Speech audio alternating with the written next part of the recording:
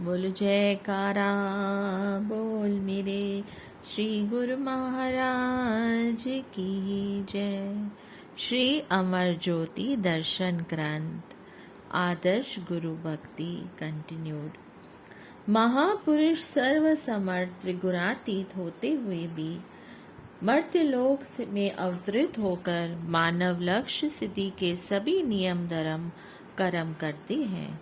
कठिनाइयों से जूझते हुए बाधाओं को मुस्कुराते हुए पार करते हैं। साधारण जनमानस को आदर्श गुरु भक्ति के लक्ष्य सिद्ध का मार्ग सुझाते हैं। इसी प्रकार श्री आनंद सर की सेवा में जुटे रहने पर समय अनुसार जहाँ जहाँ भी सेवा की श्री आज्ञा होती तन प्राण से निभाते। श्री आनंद सर की सेवा के साथ साथ श्री परमहंस अद्वैत मंदिर की नींव श्री सद्गुरुदेव महाराज जी श्री तृतीय पातशाही जी ने रखी। इस कार्य के लिए मकराना से संगमरमर का पत्थर लाने के लिए आपको श्री आज्ञा हुई। एक महात्मा जी जो ट्रक चालक थे उन्हें आपके साथ भेजा। उस समय जंगलों के मार्ग में डाकुओं का भय अधिक होता था। आपको किसी भक्त जी ने कहा, महात्मा जी बचकर रहना, जंगली रास्ते में कई प्रेत आत्माएं आपकी अपनी सुंदरता का जाल बिछा भरमाती हैं। एक आपका सुंदर स्वरूप, दूसरा मनोहर चितवन, इस साधु वेश में भी किसी को आकर्षित किए बिना नहीं रहते। आपने उत्तर दिया, भक्त जी हमारे श्री गुरु महाराज जी ने सौंदर्य के सम्मुख कोई तुलना योग्य है ही नहीं। उनके श्री वचन है, घुर का शब्द रखवारे, चौकी चौगिर्द हमारे।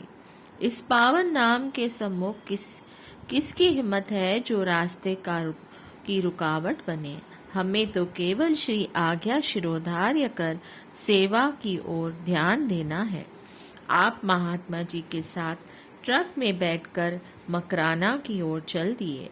मार्ग में सड़क पर एक छोटी सी चाय की दुकान खोखा थी। आप कुछ देर के लिए वहां रुक गए। चाय वाले ने आपके मुखमंडल की ओर निहारते हुए कहा, महाराज आगे रास्ता खतरनाक है, रात्रि के समय वहां ट्रक चलाना ठीक नहीं, आप यहीं रात्रि बिताएं। यहाँ से कुछ दूर पर मकान तो नहीं, कच्चा घरौंदा है मेरा। आपने कहा, अभी तो संध्या है, रात्रि तक हम काफी सफर तय कर लेंगे। दृढ़ संकल्प कर लो, फिर रात्रि भी दिन में बदल जाती है। देखो अभी तो सूर्य चढ़ा हुआ है। आप वहां से आगे चल दिए। मार्ग में एक नाग फन फैलाए बैठा था। रात्रि का अंधकार गहरा हो चुका था। ट्रक की आवाज सुनते ही वह सड़क के एक ओर हो गया और आपको दर्द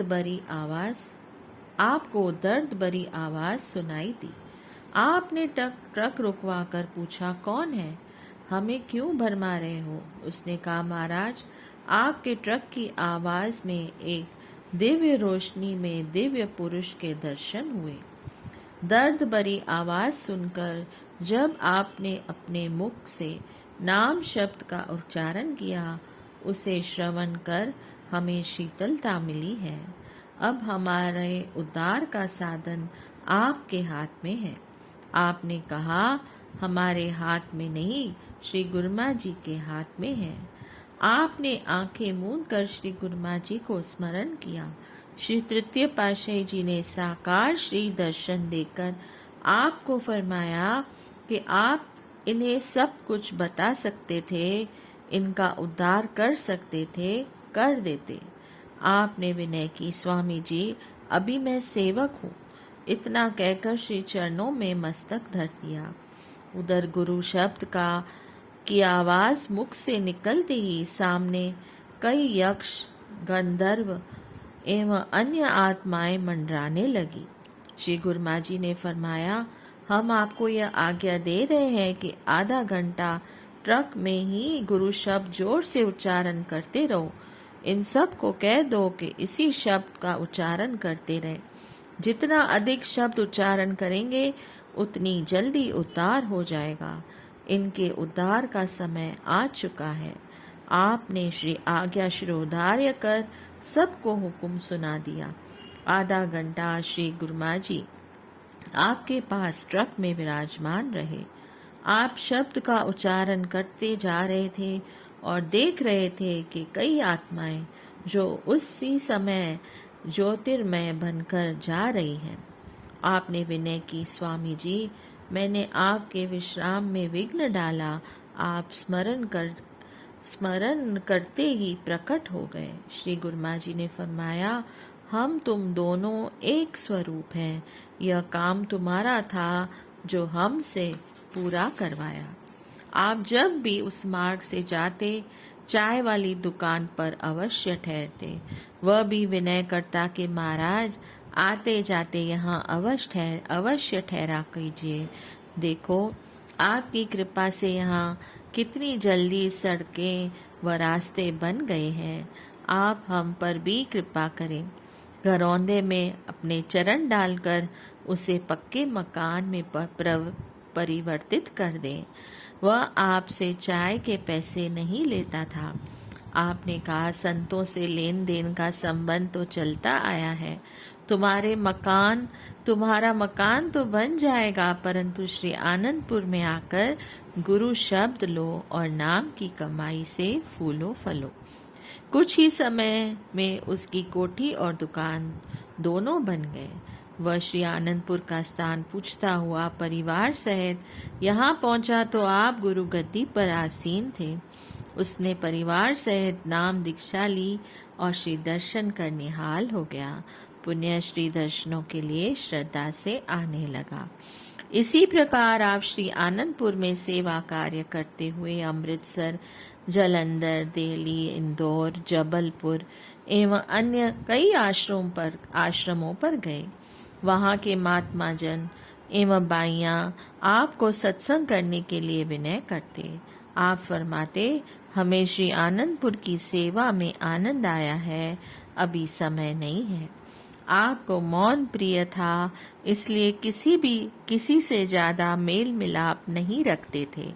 जिस कार्य हेतु जाते उसे पूर्ण कर शीघ्र ही श्री आनंदपुर लौट आते।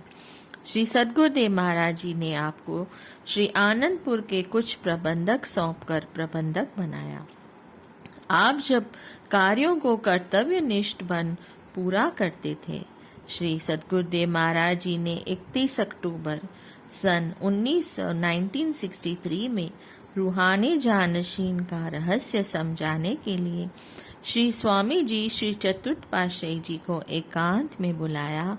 उन्हें रूहानी रहस्य समझाने के साथ साथ यह भी फरमा दिया कि श्री स्वामी जी श्री पंचम पातशाही जी का नाम लेकर इन्हें परमार्थ का अत्यधिक कार्य करना है। इनका विशेष ख्याल रखना। 30 जनवरी सन 1964 में अंतिम बार श्री तृतीय पातशाही जी महाराज जी ने आनंदपुर से प्रस्थान किया। श्री कार अभी गेट के बाहर निकली थी कि आपको वहां खड़ा देख महाप्रभु जी, जो सेहत अति सुकोमल होने के कारण लेटे हुए थे, एकदम उठकर बैठ गए। तकिए के पास रखे हुए 2 आम भोग लगाकर आपको दिए और आंखों में ओझल होने का संकेत भी कर दिया। आपके नैनों से अश्रुधारा बहने लगी। देव पूरक तत्वदर्शी शिष्य को श्री स्वामी श्री चतुर्थ पातशाही जी स्वयं भी जानते थे। श्री वचन अनुसार गुरु गद्दी पर आसीन होकर श्री सद्गुरुदेव महाराज जी श्री चतुर्थ पातशाही जी इन्हें विशेष दृष्टि से देखते थे। अपने समय में इन्हें सर्व अधिकार देकर उच्च पद सौंपना आरंभ कर दिया। श्री दरबार के मुख्य प्रबंधकों की समिति में भी आपको प्रमुख बनाया। श्री दरबार के सभी बड़े बड़े कार्यों की जिम्मेवारी आपको सौंप दी। स्वयं निज मुख से फरमाते थे कि ये श्री पंचम पातशाही जी बड़े गुरमुख हैं, ये हमें बहुत प्रिय लगते हैं, आज्ञा पालन में तत्पर हैं, सब काम सच्चाई, खैर ख्वाही एवं नेक नियत से करते हैं।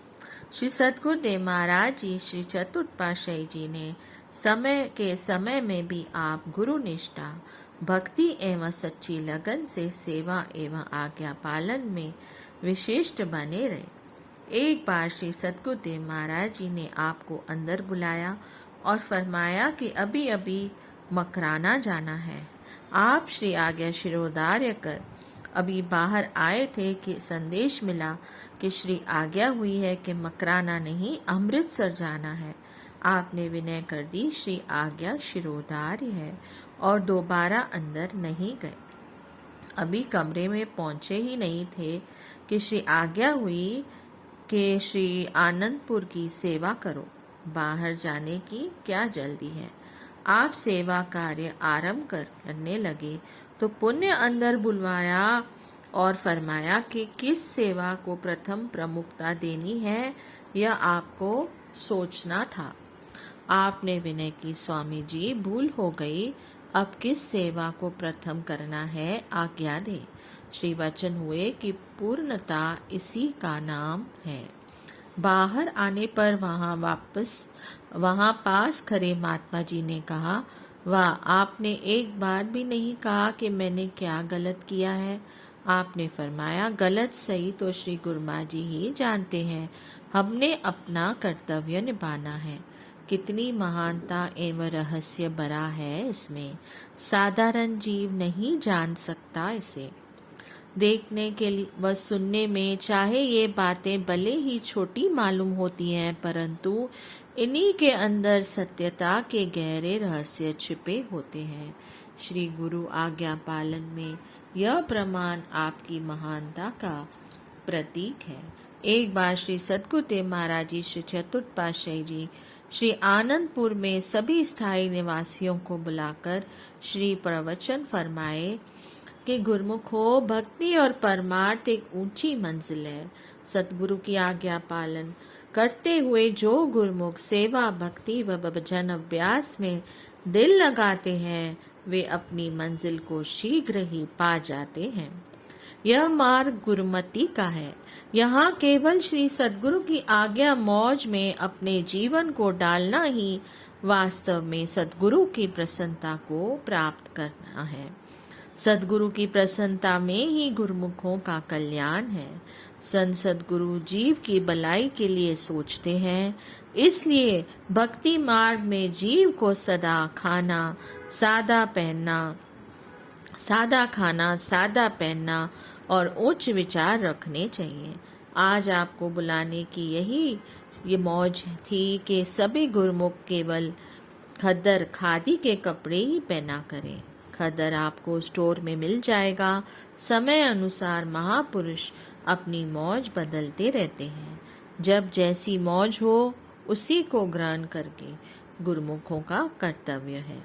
श्री सद्गुरुदेव महाराज जी के प्रवचन सुनकर सब अपने कमरों में आ गए। किसी ने यह कहकर कि पापलीन या अन्य कपड़े भी दरबार में से ही मिलते हैं, इनके फटने पर खदर पहनने लगे। इनके फटने पर खदर पहन लेंगे। किसी ने कुछ समय पश्चात और किसी ने श्री आज्ञा पर ध्यान ही न दिया, अपनी अपनी बुद्धि अनुसार आचरण किया। आपने श्री पंचम पातशाही जी ने कहा कि खद्दर के सिवाय अन्य कपड़े श्री दरबार से मिले हैं। आज तो वचन हुए हैं कि श्री गुरुमा जी ने ही फरमाए हैं, अतः हम अब खद्दर के सिवाय कुछ नहीं पहनेंगे। आपके पास उस समय खद्दर का केवल एक ही चोला था, बदलने के लिए दूसरा बिल्कुल नहीं था। आपने कमरे में जाकर अन्य पॉपलिन आदि के वस्त्र एक ओर रख दिए और उसी समय खद्दर लेकर उसे सिलवाकर सब चोले को बदला। यही आपकी श्री आज्ञा पालन में निष्ठा और दृढ़ता थी।